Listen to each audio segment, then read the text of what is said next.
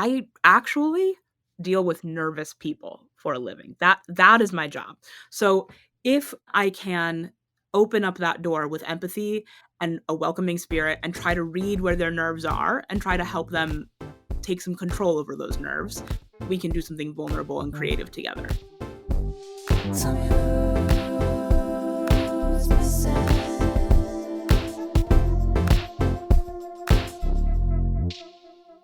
Welcome. Oh my gosh, welcome. Welcome back, I hope, to some of you. Season 4 of Who's Missing is about to start. And I cannot believe the good fortune we have to talk to AJ Links in our first episode. She is a casting director best known for shows like The Bear, won an Emmy, no big deal, Station 11, Fargo, and Lovecraft Country. I'll tell you what, after talking to her, I'm reverberating. I'm reverberating with her awareness of what it takes to connect with people. So if you are struggling with relationships in any way, shape, or form in business or at home, she's got some great tips for you on how to make that more effective for you. But beyond that, wow, what a window into paying attention to what you're really great at and doing everything you can to make sure you nurture it along the way, which means lots of times saying no. So without further ado, AJ Links, you're really going to enjoy this episode. And welcome back to season 4. I'm sitting in Chicago in my little second bedroom, sitting against the backdrop where I tape lots of actors when I coach. So here I am in what is an okay lit self-tape studio. Just because I'm so context hungry and I've never met you before, what was your morning like today? Did you get enough sleep? I did actually. I got a surprisingly good Yeah. night's sleep. My husband did not, but I slept okay last night. Okay.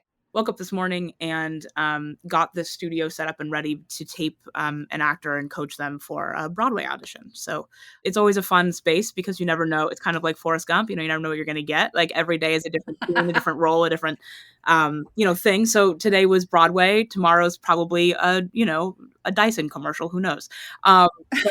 For today was Broadway, and then I got to sit and do this with you. So I got to eat and have coffee, which is honestly a leisure activity when I have time to sit down and do that and not do it while driving or do it while thinking about something else. So I've had a very leisurely morning. Thank you for asking. Have you had a good morning? Did you say what about me? Yeah. Well, how was your morning?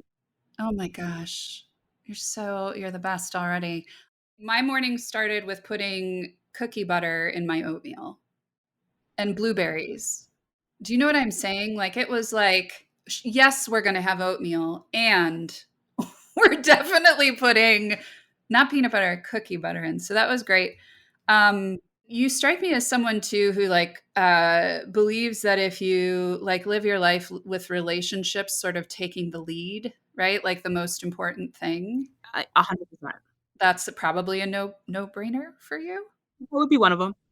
What tell me about and you don't speak specifically about today, but building relationships with your clients with actors, what works for you and what makes you great at that, do you think? You talk about this in your podcast a lot with some of your guests. Like empathy is huge. Mm. Empathy is a huge requirement for human relationship, I think. I also have a supreme imagination. I'm an only child who played in a sandbox by herself for a long time, right? So like my imagination was pretty robust as a young person, and it has always been that way. And what I mean by that is not my imagination to imagine things that don't exist. It's actually my imagination and my ability to imagine things that do exist for other people that are not me. It's an ability to imagine myself in someone else's shoes, and it may be actually that I can't imagine it Mm. because I do not have the education about that experience to actually imagine it. And in that circumstance, it is having the humility to admit that I cannot imagine it. Mm. It's about being brave to be honest. What I think a lot of people think I do as a casting director is that I have a very sexy job. I make a lot of money, and I work with a lot of celebrities, and that is so far from the truth. I do have a sexy job, that part is true. But I make a lot less money than people think just because casting is not it's just in general, casting directors are so underpaid, and that's a shame. That's a whole nother subject. But I'd also say that you you're only as good as you can admit that you are human, you know? Mm, So leading with humility and understanding that I actually deal with nervous people for a living. That is my job. So if everyone I meet, I assume is nervous, then I can open up that door with empathy and a welcoming spirit and try to read where their nerves are and try to help them take some control over those nerves with yeah. some assistance from me so that we can do something vulnerable and creative together. Because if that space is not there for them, nothing will happen. Yeah. So that's what I see my job and my responsibilities being, but I also see that being the most effective way to make relationships, which is to walk into a door and be brave enough to be honest. Hmm. And that's very scary. I succeed and fail at that all the time. But that's the game, is bringing honesty to your relationships. Yeah, I'm thinking too about a conversation I just had with my business partner where she's feeling scared about something we're about to do. Yeah. And I was thinking to myself, I said to myself, self, good job, like creating the space where someone can say that they're scared. Mhm, And then the next step, right, AJ, is to be able to say, here's what I need to feel safe. mhm. Um, and what I get from you is like from a very early age, I know that you have identified having this skill of being able to, we do this in my world too, in mental health. It's like meet them where they're at and make sure they feel okay. So then they can go be crazy and brave. For sure. And you know what? Also, like, there is also an acknowledgement in just in the work that I do here in Chicago, right? Is that it's local work. I'm gonna see you again. So I kind of That's not a threat. no, no, I say that actually to mean I think a lot of people think that every interaction we have could be our last, when Yeah. I always know that we have so many more. I am always going into it being like, "There will be 900 other auditions I see you for. This is just today's."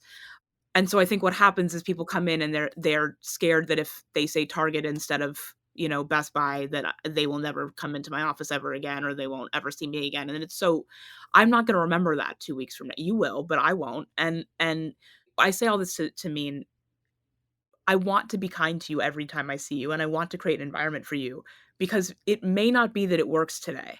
Mm. It could be that today I don't read it right, you don't bring it right, it doesn't happen, the magic doesn't happen.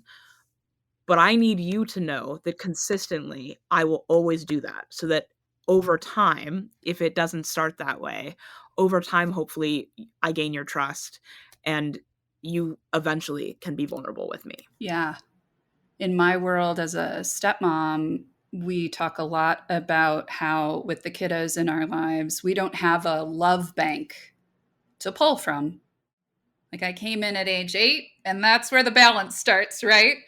So much like what you're saying with actors, it's like I had to invest, right? And show up and show up and show up, and then the dividends come. I don't mean to reduce relationships to like dividends and payouts, but thinking about that investment, it sounds like has been a real. Do you find that to be expected in your industry, or do you think that's something that sets you apart?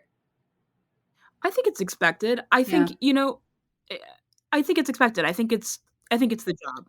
I think Mm, we do it in different ways. I think every person again, we're bringing ourselves honestly, right? And we're all different people. So every casting director, every casting office you're in will have a different mood, a different tone, a different vibe because we're different people. But the job is still the same. The job is still I am not I am as successful as my actors are in my room. So, um I think every casting director I know has the same goal deep down, which is to to get the best work on tape, to get the best work on set, and we know that the best way to do that is to create positive relationships with those people, with the agents and the actors. yeah. So we know you've been doing this for a long time because we've gone deep in your history. Oh, Uh, uh-huh. And the casting since ripples you and were the ripples. 5 years old. Yeah.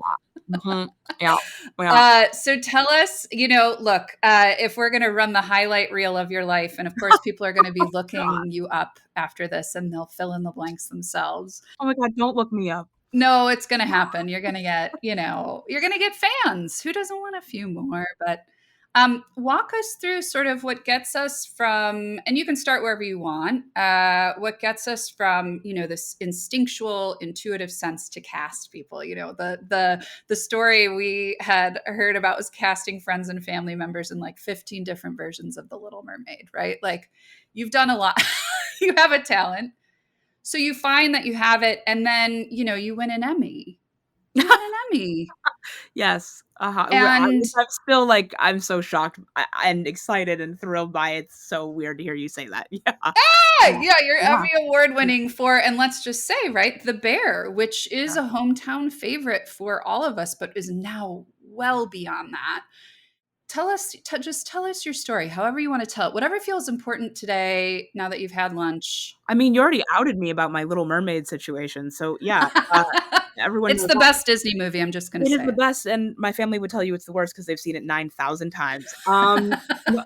So, I mean, I think that casting bug, like you mentioned, I think it started I don't think I knew it then, but, like, looking back, I think, um, as an only child, my imagination really grew that way, but also that I would watch, movies and I would just sit there and be like, "That's mom, that's dad, that's uncle," I could just, like, point out the personalities, in the room, and it's how I related to a movie or related to a story was picking out the familiar, personalities, to me. Yeah. So that was early. I went to boarding school for high school, and while I did plays there and I was really involved in their theater program, um, I wouldn't say that that's where, like, my casting bug did not start with the casting of the high school plays. I think, though, being in a boarding school, being in New York, which was I grew up in California, being far away from home, being surrounded by people that were not like me and not like any other students I'd ever been with, people from around the world, I got really into knowing different people. Hmm. I think that became a small addiction for me, is really having a well-rounded, super diverse little closet of friends. And they didn't even need to be my friends necessarily. They just needed to be people I was observing and could name, you know? And so boarding school really opened my closet of I don't know why they're all in a closet. Um, uh, they should all be out of the closet. My little gaggle of people, I just started loving to study people and different people. So that's where I think that really started was living in dorms and being in boarding school at a young age. I was 13 Yeah. when I left home. I think that was a big start. I went from boarding school in New York, I went to the Millbrook School, going from there to an acting program, got me interested in theater and the making of theater, and then I sort of fell into film because, it was an internship that I got. I got an internship at a casting office, called Pascal Rudnicki Casting or PR Casting in Chicago, where I worked for almost 11 years. My love for casting really started there. I mean, when I was in college at DePaul, I went to the theater school at DePaul. I did a lot of directing work and assistant directing work, and I started to discover after doing a few of them, ooh, the best part is the week of casting. I love the part where we do the auditions. That's the best part. And then it occurred to me as I was graduating, like, oh shit, people do that for people do just that part. Maybe you should do that. So the internship I got at PR casting is really where I was doing casting for the first time. I didn't really know what it was, though I enjoyed watching it. So Mm. I was doing it for the first time as an intern and then eventually got hired as an assistant and then very quickly moved up the ladder there and stuck around like a little barnacle. Mickey Pascal and Jennifer Rudnicki are the casting directors there and the owners there. They are incredible. They are the best two casting directors in Chicago. So I had the privilege of learning from them. And honestly, I think so much of what I say and do is sort of their two theories mushed into me. Mm. So I feel like I really got the best of the both worlds. Yeah, there's this piece that you mentioned about just getting to know different people and that you could place people. I relate to that, watching movies and oftentimes when I would be practicing therapy, it would be like, whose voice is that? Is that mom? Is that dad? Is that grandma? Is that right?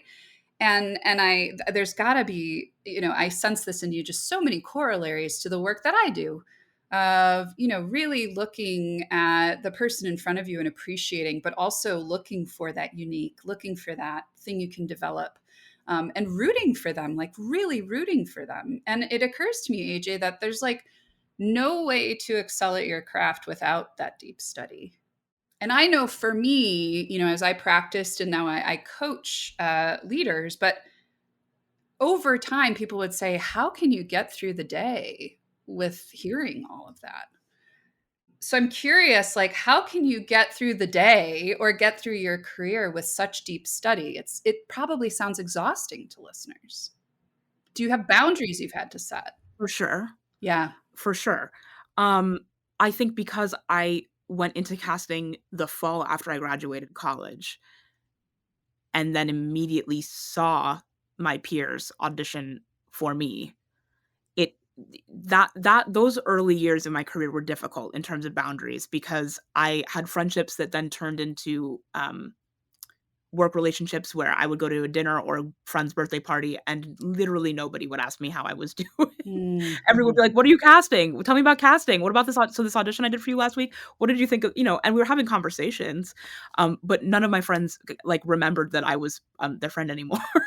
So my early 20s, my early part of my career was a time where I really needed to learn some boundaries for myself in order to protect my own happiness and sort of separate work from life, because eventually this does become your life a little bit. I mean, and so, no, I don't get exhausted by it. I think because I at my core, there is an artistry to this, and there's a soul thing to being a casting director. It is not just a job.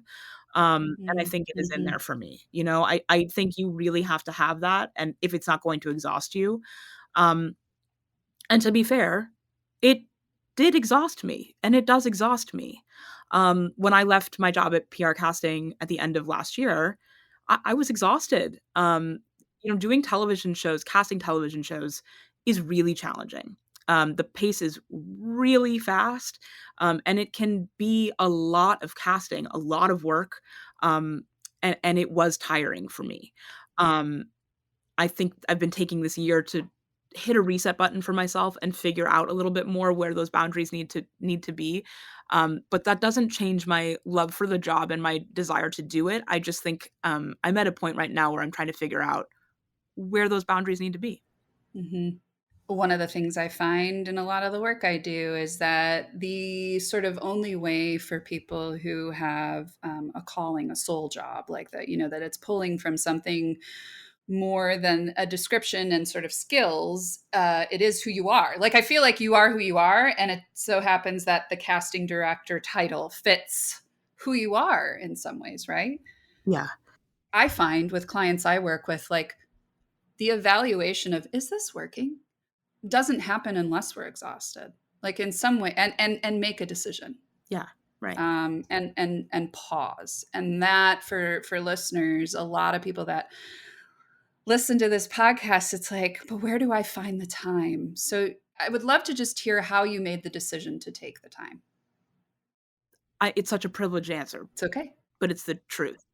I worked really, really, really hard to get something that I got, which is that we we got nominated for several Artios in the last couple of years. Those are casting nominations for casting awards.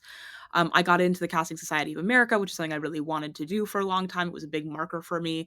And then we got an Emmy nomination. And that at the time, up until literally this year, that has been the most kind of elite award for a casting director to be nominated for. And I never thought I would see that. That's like winning the lottery. Whether your work is great or not, it's just the chances of that happening are so low. And I didn't expect it. I was so honored by it. There was a goal that was really achieved and checked off there in a real way, where I then felt like, "Okay, what's the next thing?" And I don't really know what it is.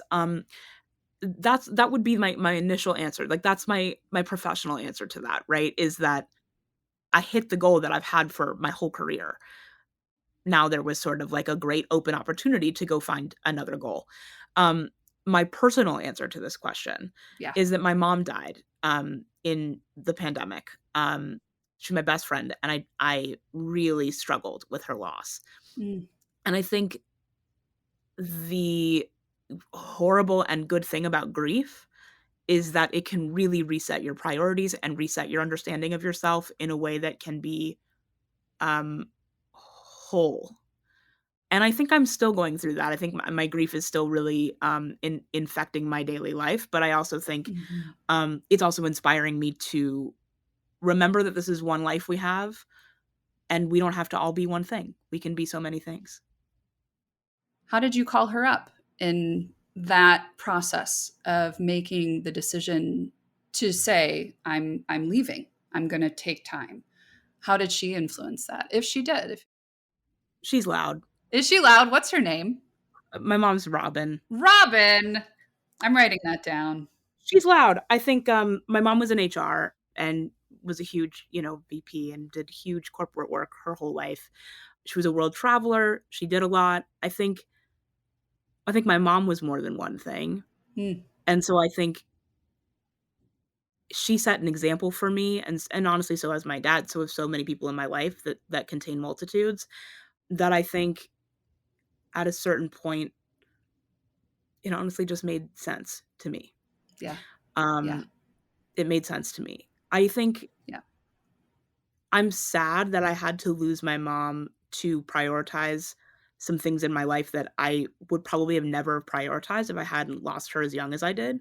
Mhm. Um, but it is the gift of having lost her, is this change in my perspective. So how did I call her up? I think she's been pretty loud, since she left. Hi, Mom. Um, basically, my mom turned the lights on in the room. Do you know what I mean? Yeah, I I do. mean, once the lights are on in the room, you don't they're on, you've seen the room, Yeah. you know? Yeah. Emily's conversation with Emmy Award-winning casting director A.J. Links continues after a short break. The spotlight for today's episode, as affectionately named by AJ Links, is Looking Glass Theater Company here in Chicago. It's such a cool venue, theater in the round. I think I saw To Kill a Mockingbird there 100 years ago. I need to go back. I have not had the pleasure of actually working there. I'm just such a fan of their work. But in particular, the thing that really stands out to me about them right now is that in Chicago and also nationwide, where so many theaters are struggling to maintain an audience, to bring people back to the theater after COVID, to bring people back to the movies after the strikes, the industry is really insecure. And what I think is so impressive about Looking Glass is that they've maintained their youth ensemble and their educational programming, and they have not cut that, in order to maintain their company and maintain other things. That's been one of their priorities to keep around, and I think that's so empowering, and it really is the thing that's going to, in the long run, bring us an audience back, is to invest in young people and have them have an early career and an early life and an early touch point with theater. So it seems like a no-brainer to me, but it seems like it's not a no-brainer to everywhere else. And so Looking Glass is leading the charge in terms of how to set the example. Thanks to A.J. Links for her spotlight on Chicago's Looking Glass Theater Company. Take in a show or support their work at lookingglasstheater.org.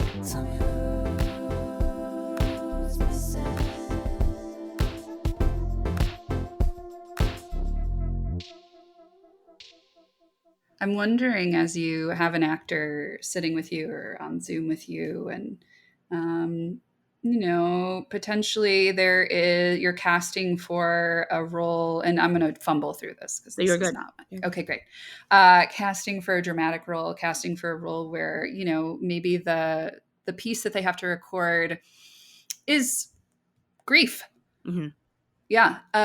Tell me about like self-disclosure, how you coach them through that, how you help them through that, how that's evolved for you. I don't think anyone has any idea how that works. Sure. I think those are circumstances. First of all, I would say those are really difficult scenes. Yeah. There are circumstances in which I am less likely to call in somebody that I don't know. The people that I'm seeing, I think, to give you lots of specific clarity, for a role for film and television, I'm not going to see more than 20 people, for a role. Yeah. Maybe even like 12 to 15, Hmm. In Chicago, we have such a wealth of, we have Steppenwolf, we have The Goodman, you have I.O., you have Second City, you have all these amazing actors in Chicago. It's not hard to come up with a list of 10 really good people.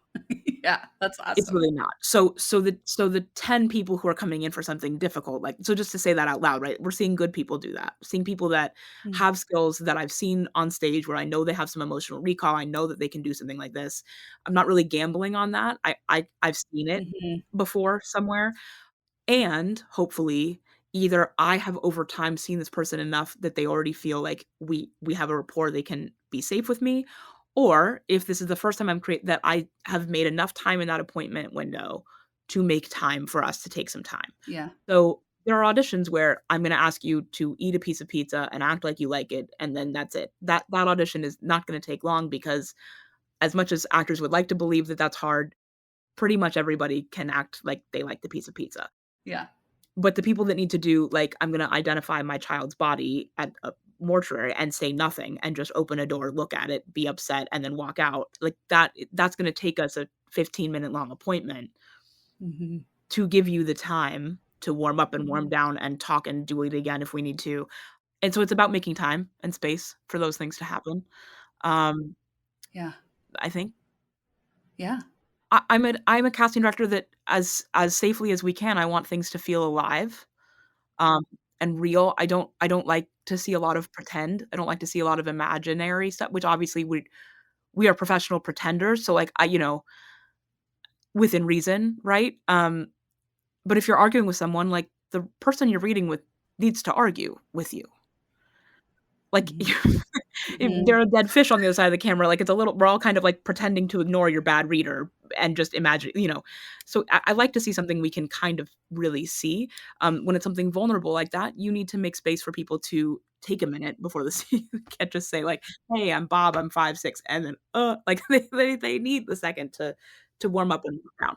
Right. There was, hopefully, this is no longer the case, a working philosophy in my world of like, be the empty chair, right? Be the like, the person who is barely a person. We're absorbing and taking notes, and you don't know what we're thinking or feeling. And I think when you say, right, you need someone like you who's alive and with you and rooting for you, it makes a hell of a lot of sense. Yeah. And I think too, having reached the pinnacle, or at least this goal for yourself, wanting to really get some time back, whether it is to grieve, to explore, to imagine.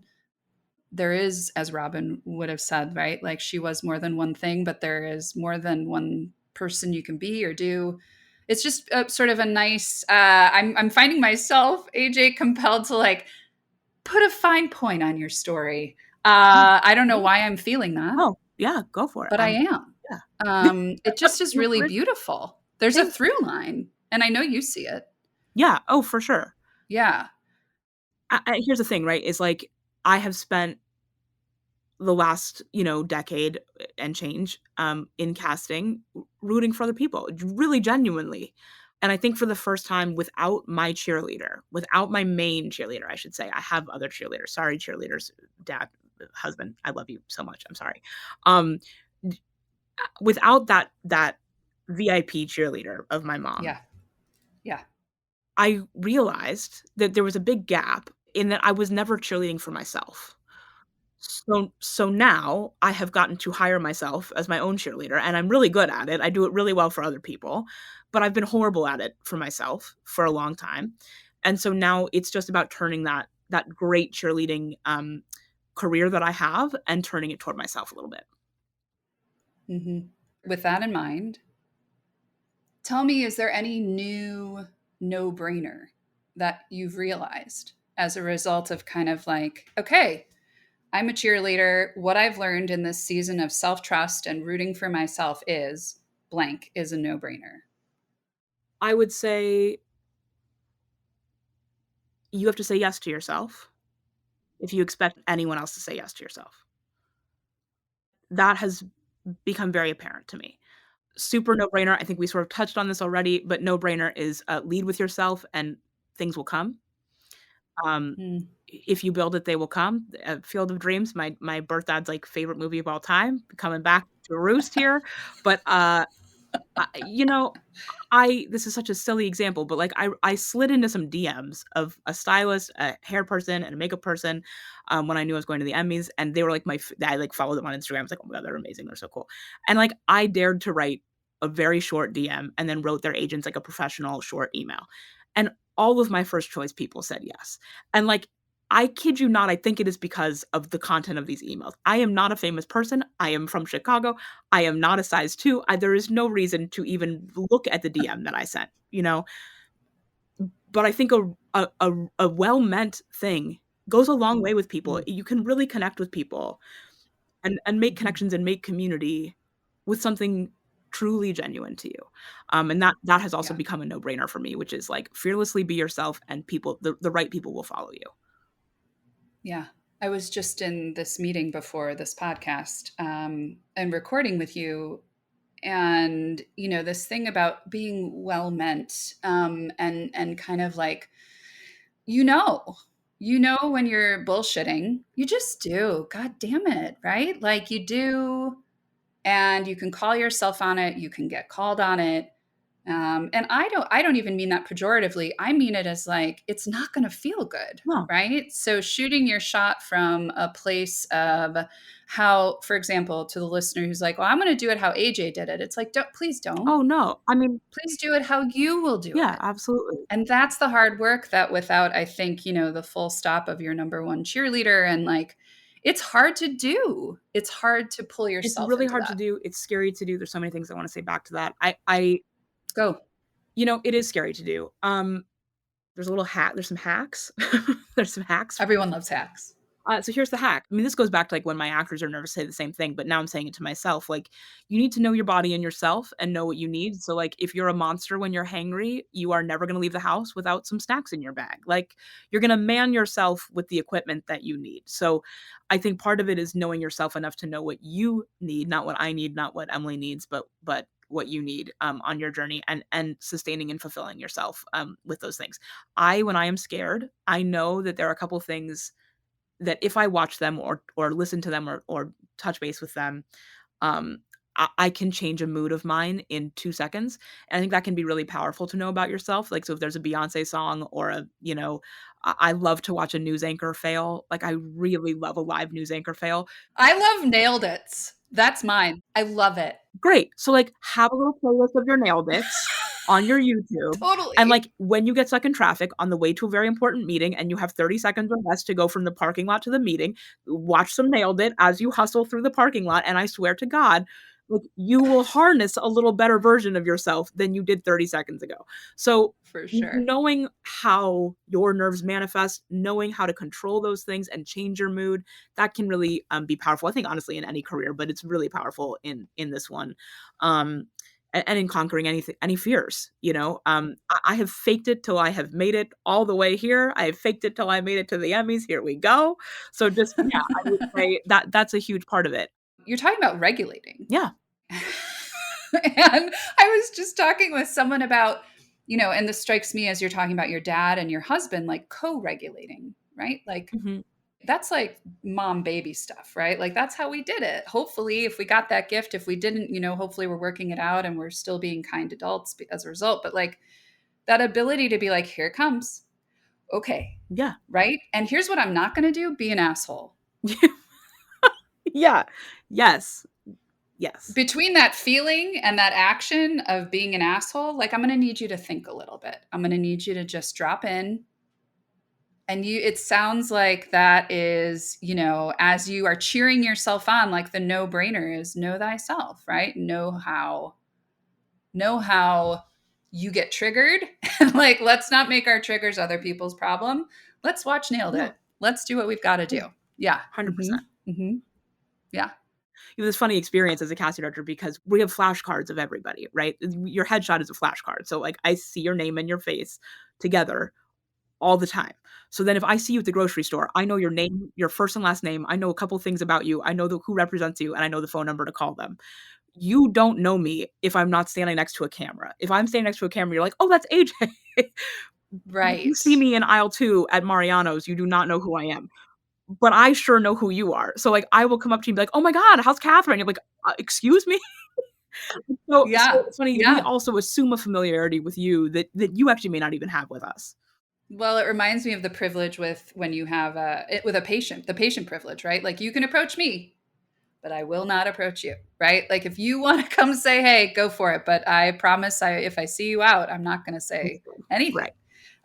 Which is hard because, of course, you want to be like, how's it going with the. I love my therapist. She's gotten me through Oh, absolutely. I want to like shout her out so bad, but obviously I realize I can't. you can, she can't. She's Yeah, right. she is the best therapist, and she's really done so much great, really wonderful work with me. Mm. We've had a very funny couple of months because she knew about me winning an Emmy, and then she couldn't tell anybody. So, Oh, right. Yes. she had a rough weekend because she was, like, so happy, wanted to tell people, and, like, could not say a word. So, I didn't even consider it when I told her. I was like, Oh, "Oh, I didn't even realize you have to shut up." yeah. Yeah, we do.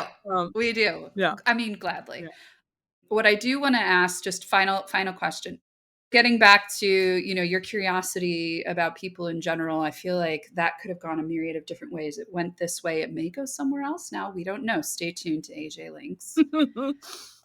Who's missing from your purview right now, or who are you seeking out in terms of company energy, connection, mentorship, friendship, a perspective as you evaluate what's next? Oh my god, that's such an excellent question. I'm so unprepared to answer in an eloquent way. You know, I think I'm in a place where I'm looking for connection with people who are leading with positivity, but who are also really interested and invested in opening doors for other people Mm, in any industry. I'm really interested in sort of the people giving back to their communities and opening doors and how they're doing that in a myriad of ways. I wanna be like that. I wanna do more work like that. So that's who I'm missing. yeah, It regardless of, like, enterprise, I get it. people who are spending their time, cheerleading other people. But not in film. I'm curious how they're doing that and how they sustain it. I got it. Well, stay tuned to season 4 of Who's Missing and listen to all of our. No, but seriously, this is me too. I mean, that's the whole premise of this is, presumably anyone who would guest on this podcast is willing to be, the person who's missing Yeah. from someone's purview, right? Not maybe for what they do, No. Yeah. but for how they do it, how they live. Yeah. Thank you for having me. Thank you, It's AJ. so exciting. I'm so glad you're listening to today's episode. I hope you share it with people close to you, along with an insight that it gave you. And what would be great is if you could leave us a rating and review. That's how other people discover our conversations. And sharing is caring.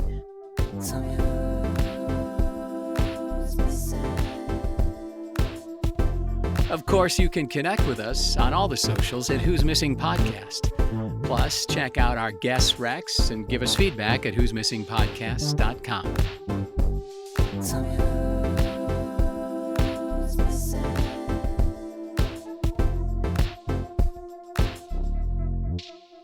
I'm so sweaty right now. I really wish you could see how sweaty I Where? am. Here? Oh my Are you sweaty here? I am so pitted out. I'm also sweaty there. I'm fully pitted out. I am, like, dripping. I am so hot right now.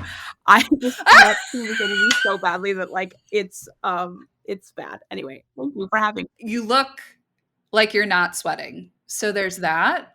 So great job on hair and makeup.